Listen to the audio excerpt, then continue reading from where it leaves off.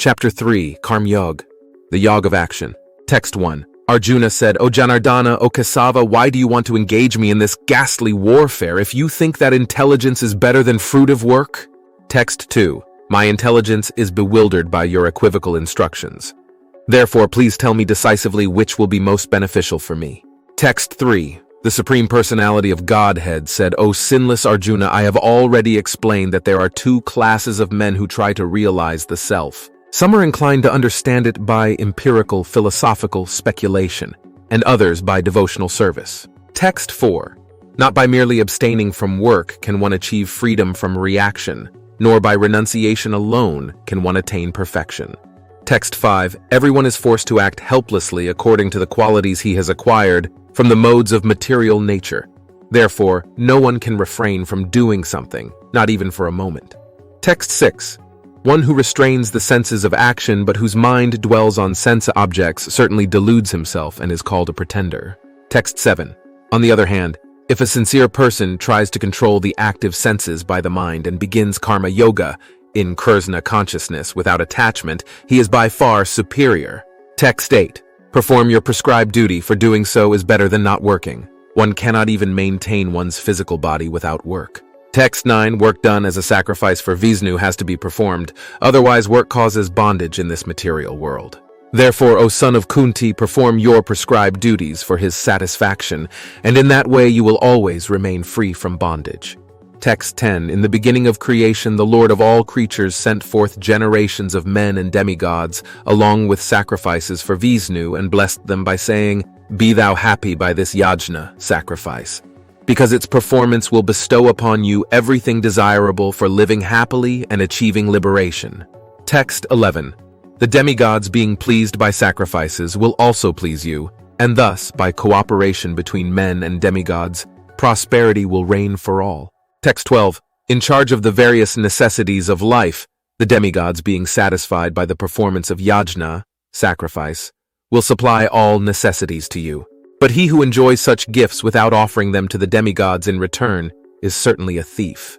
Text 13. The devotees of the Lord are released from all kinds of sins because they eat food which is offered first for sacrifice. Others, who prepare food for personal sense enjoyment, verily eat only sin. Text 14. All living bodies subsist on food grains which are produced from rains. Rains are produced by performance of yajna, sacrifice, and yajna is born of prescribed duties. Text 15. Regulated activities are prescribed in the Vedas, and the Vedas are directly manifested from the Supreme Personality of Godhead. Consequently, the all-pervading transcendence is eternally situated in acts of sacrifice. Text 16. My dear Arjuna, one who does not follow in human life the cycle of sacrifice thus established by the Vedas certainly leads a life full of sin, living only for the satisfaction of the senses. Such a person lives in vain.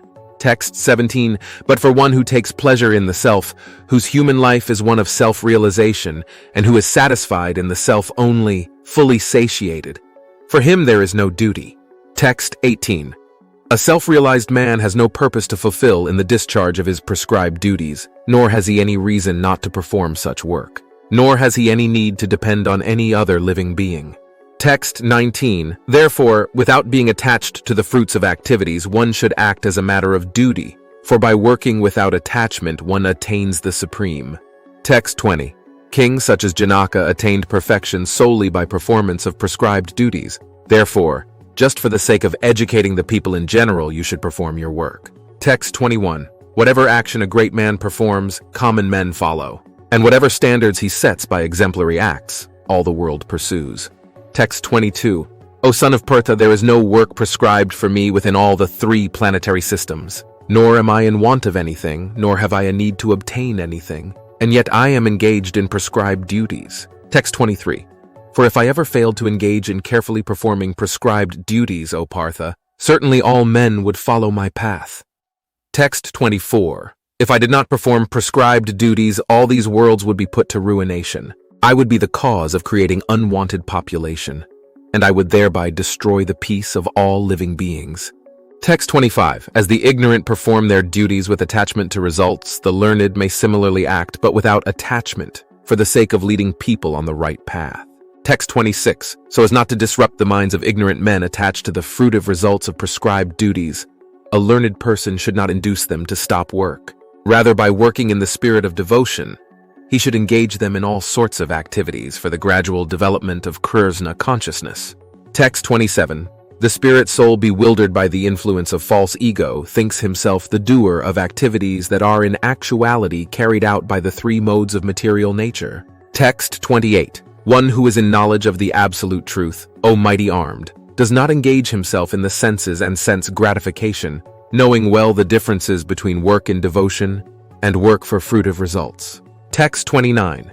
Bewildered by the modes of material nature, the ignorant fully engage themselves in material activities and become attached. But the wise should not unsettle them, although these duties are inferior due to the performer's lack of knowledge. Text 30. Therefore, O Arjuna, surrendering all your works unto me with full knowledge of me, without desires for profit, with no claims to proprietorship, and free from lethargy, fight. Text 31. Those persons who execute their duties according to my injunctions and who follow this teaching faithfully without envy become free from the bondage of fruitive actions. Text 32. But those who out of envy disregard these teachings and do not follow them regularly are to be considered bereft of all knowledge, befooled and ruined in their endeavors for perfection. Text 33. Even a man of knowledge acts according to his own nature, for everyone follows the nature he has acquired from the three modes. What can repression accomplish? Text 34. There are principles to regulate attachment and aversion pertaining to the senses and their objects. One should not come under the control of such attachment and aversion because they are stumbling blocks on the path of self-realization. Text 35. It is far better to discharge one's prescribed duties, even though faultily, than another's duties perfectly. Destruction in the course of performing one's own duty is better than engaging in another's duties, for to follow another's path is dangerous.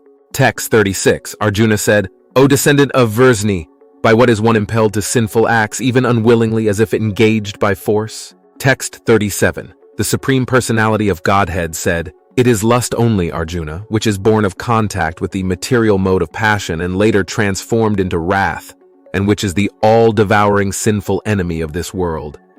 Text 38. As fire is covered by smoke, as a mirror is covered by dust, or as the embryo is covered by the womb, the living entity is similarly covered by different degrees of this lust. Text 39.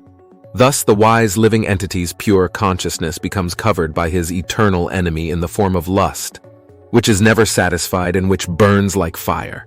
Text 40. The senses, the mind, and the intelligence are the sitting places of this lust. Through them, lust covers the real knowledge of the living entity and bewilders him. Text 41.